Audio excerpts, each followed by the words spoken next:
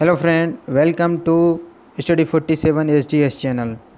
आज हम देखने वाले हैं प्रेजेंट परफेक्ट टेंस। इससे पहले हम कंप्लीट कर चुके हैं प्रेजेंट कंटिन्यूअस टेंस तक। तो आज का टॉपिक है प्रेजेंट परफेक्ट टेंस। टॉपिक बहुत ही अच्छा है, तो वीडियो को पूरा देखें। और यदि अभी तक आपने चैनल को सब्सक्राइब नहीं किया है तो चैनल को अभी सब्सक्राइब कर लें। तो इसी के साथ शुरू करते हैं प्रेजेंट परफेक्ट टेंस। तो हमारे समक्ष सबसे पहले ये क्वेश्चन अराइज होता है कि इसको पहचानेंगे कैसे, प्रेजेंट परफेक्ट टेंस को किस प्रकार से पहचानेंगे। This shows that the work is finish just now. इसे पहचानने का यह सबसे आसान तरीका है।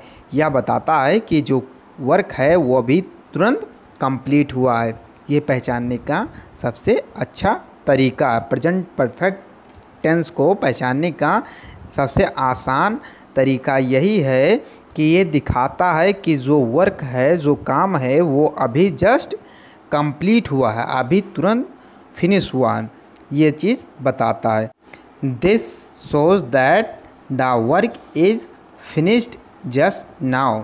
ये यही दिखाता है कि जो वर्क है वो अभी तुरंत फिनिश हुआ है, कंप्लीट हुआ है।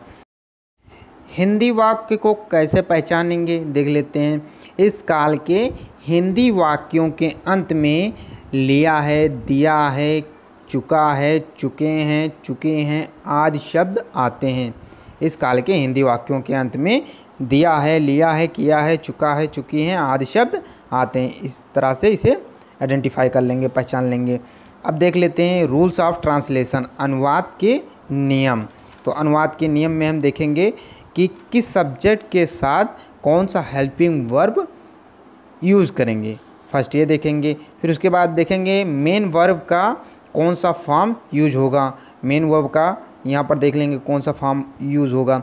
और ये तो हमें पता ही है कि ये शो करता है, दिखाता है कि जो वर्क है वो अभी जस्ट कंप्लीट हुआ है। तो देख लेते हैं। सिंगुलर सब्जेक्ट के साथ हेल्पिंग वर्ब हैज़ का प्रयोग करेंगे। यस हैज़ का प्रयोग करेंगे। प्लूरल सब्जेक्ट के साथ हेल्पिंग वर्ब हैव का प्रयोग करेंगे। HAVE हैव का प्रयोग करेंगे। मेन वर्ब जो है उस मेन वर्ब का यहाँ पर थर्ड फॉर्म का प्रयोग होगा। मेन वर्ब का थर्ड फॉर्म, जैसे गो का third form gone, GONE gone. तो देख लेते हैं अफर्मेटिव सेंटेंस। अफर्मेटिव सेंटेंस का हम अनुवाद किस तरह से करेंगे, यहाँ पर स्ट्रक्चर देख लेते हैं। फर्स्ट लिखेंगे सब्जेक्ट, उसके बाद लिखेंगे helping verb has, have according to subject. यदि सब्जेक्ट हमारा सिंगुलर है तो हैज़ का प्रयोग करेंगे, यदि सब्जेक्ट हमारा प्लूरल है तो हैव का प्रयोग करेंगे। फिर उसके बाद प्रयोग करेंगे मेन वर्ब का थर्ड फॉर्म, फिर उसके बाद ऑब्जेक्ट का। तो फर्स्ट हो जाएगा subject plus helping verb has, have according to subject, उसके बाद हो जाएगा मेन वर्ब थर्ड फॉर्म, उसके बाद हो जाएगा ऑब्जेक्ट। फॉर एग्ज़ाम्पल, मैं अपना काम कर चुका हूँ। I have done my work. यहाँ पर आई को प्लूरल माना गया है, इसलिए आई के साथ हैव का प्रयोग किया गया है। यहाँ आई को प्लूरल माना गया है, इसलिए आई के साथ हैव का प्रयोग किया गया है। और काम जो कंप्लीट हुआ है, कर चुका हूँ, वहाँ पर करना का डू का थर्ड फॉर्म डन का प्रयोग किया गया है। उसके बाद ऑब्जेक्ट लिखा गया my work, I have done my work. Another example, वह एक पत्र लिख चुका है। यहाँ पर वह जो शब्द है वो सिंगुलर सब्जेक्ट है, तो सिंगुलर सब्जेक्ट के साथ हेल्पिंग वर्ब हैज़ का प्रयोग करते हैं। तो यहाँ पर हो जाएगा he has written a letter, he has written a letter. वह एक पत्र लिख चुका है। यहाँ पर आ गया ही subject, according to subject helping verb आ गया हैज़, फिर उसके बाद आ गया मेन वर्ब का थर्ड फॉर्म रिटन, उसके बाद आ गया ऑब्जेक्ट अ लेटर। ये हो गया अफर्मेटिव सेंटेंस। अब देख लेते हैं निगेटिव सेंटेंस।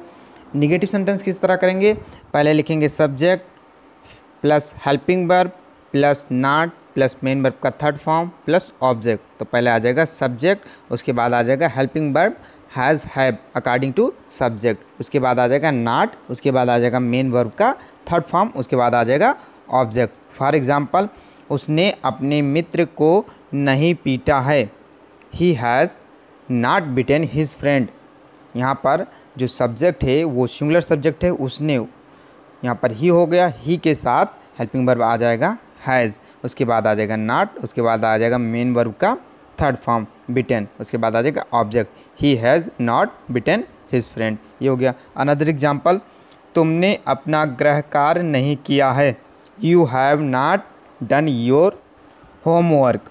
तो यहाँ पर पहले लिख लिया सब्जेक्ट, उसके बाद लिख लिया helping verb according to subject. You यहाँ पर प्लूरल सब्जेक्ट है, यू के अकॉर्डिंग यहाँ पर आएगा हैव, क्योंकि यू को यहाँ प्लूरल सब्जेक्ट के रूप में रखा गया है, तो यू प्लूरल सब्जेक्ट है, तो उसके अकॉर्डिंग आएगा हेल्पिंग वर्ब हैव, उसके बाद आ जाएगा नॉट, उसके बाद आ जाएगा मेन वर्ब का थर्ड फॉर्म, उसके बाद आ जाएगा ऑब्जेक्ट योर होमवर्क। तो इस तरह हो गया you have not done your homework. यहाँ पर नेगेटिव सेंटेंस कंप्लीट होता है। अब देख लेते हैं इंट्रोगेटिव सेंटेंस। इंट्रोगेटिव सेंटेंस यहाँ पर हम देखेंगे दो तरह के, एक देखेंगे सिंगल इंट्रोगेटिव, एक देखेंगे डबल इंट्रोगेटिव। सिंगल इंट्रोगेटिव जिसे यस नो टाइप कहते हैं, डबल इंट्रोगेटिव जिसे WH टाइप कहते हैं।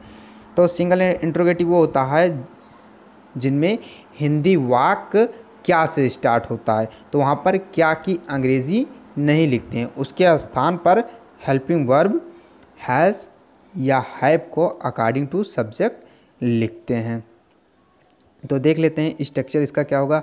हेल्पिंग वर्ब हैज़ या have according to subject plus main verb का थर्ड फॉर्म प्लस ऑब्जेक्ट। तो यहाँ पर पहले लिखेंगे हेल्पिंग वर्ब, उसके बाद लिखेंगे सब्जेक्ट, उसके बाद मेन वर्ब का थर्ड फॉर्म, उसके बाद ऑब्जेक्ट। फॉर एग्जांपल, क्या तुमने एक निबंध लिख लिया है, have you written an essay. First आ गया हेल्पिंग वर्ब हैव, उसके बाद आ गया सब्जेक्ट यू, उसके बाद आ गया main verb third form written, उसके बाद आ गया object an essay. Have you written an essay, question mark चिन्ह लगा देते हैं। उसके बाद नेक्स्ट एग्जाम्पल देख लेते हैं। क्या वह विद्यालय जा चुका है, has he gone to school. पहले आ गया helping verb has according to subject क्या है वो, ही सिंगुलर है तो इसके साथ आ गया हैज़ ही, उसके बाद आ गया मेन वर्ब का थर्ड फॉर्म गॉन, उसके बाद आ गया object to school, has he gone to school. अब देख लेते हैं WH टाइप में पहले क्या लिखते हैं, पहले क्वेश्चन वर्ड लिखते हैं।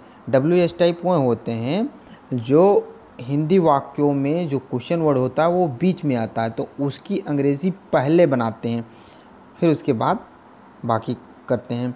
तो देख लेते हैं पहले क्या लिखेंगे। पहले लिखेंगे क्वेश्चन वर्ड, जो क्वेश्चन वर्ड बीच में आता है हिंदी वाक्यों में उसकी अंग्रेजी पहले लिखते हैं। Question word plus helping verb has have according to subject plus main verb third form plus object. तो पहले लिखेंगे क्वेश्चन वर्ड, उसके बाद लिखेंगे helping verb according to subject, उसके बाद लिखेंगे सब्जेक्ट, उसके बाद मेन वर्ब थर्ड फॉर्म, उसके बाद ऑब्जेक्ट। फॉर एग्जांपल, वैभव आज कहाँ गया है, where has Vaibhav gone today. यहाँ पर वैभव जो है सिंगुलर सब्जेक्ट है, नाम है, इसलिए सिंगुलर सब्जेक्ट है तो इसके साथ आ जाएगा हैज़, उसके बाद आ जाएगा वर्ब का थर्ड फॉर्म, उसके बाद ऑब्जेक्ट आ जाएगा। पहले क्या आएगा, पहले आएगा क्वेश्चन वर्ड, तो पहले आया वेयर क्वेश्चन वर्ड, उसके बाद आ गया है हेल्पिंग वर्ब हैज़, उसके बाद आ गया है सब्जेक्ट वैभव, उसके बाद आ गया main verb third form gone, उसके बाद आ गया है ऑब्जेक्ट टुडे, उसके बाद क्वेश्चन मार्क लगा दिया गया है, यानी कि वैभव आज कहाँ गया है, where has Vaibhav gone today. Another example, वह अभी कहाँ गया है, where has he gone now. यहाँ पर हेल्पिंग वर्ब आ जाएगा हैज़ अकॉर्डिंग टू सब्जेक्ट क्या है ही, वह, और यहाँ पहले आ जाएगा क्वेश्चन वर्ड वेयर, क्योंकि कहाँ बीच में आया है हिंदी वाक्यों के, तो पहले वेयर आ जाएगा, उसके बाद आ जाएगा हैज़, उसके बाद ही, उसके बाद गॉन नाउ, मतलब पहले आ जाएगा क्वेश्चन वर्ड, उसके बाद हेल्पिंग वर्ब, उसके बाद सब्जेक्ट, उसके बाद मेन वर्ब थर्ड फॉर्म, उसके बाद यदि ऑब्जेक्ट है तो वो आ जाएगा। तो यहाँ पर ये हो गया।